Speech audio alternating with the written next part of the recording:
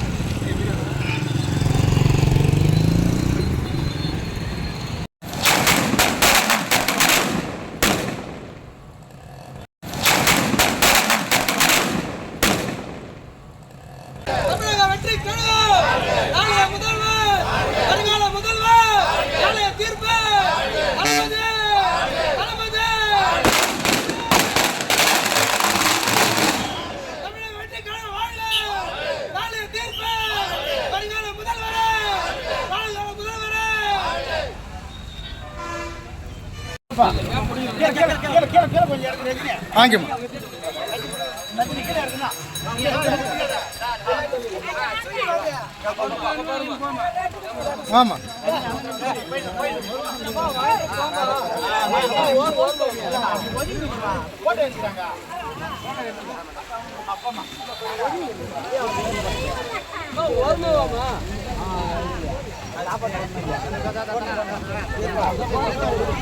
பாரு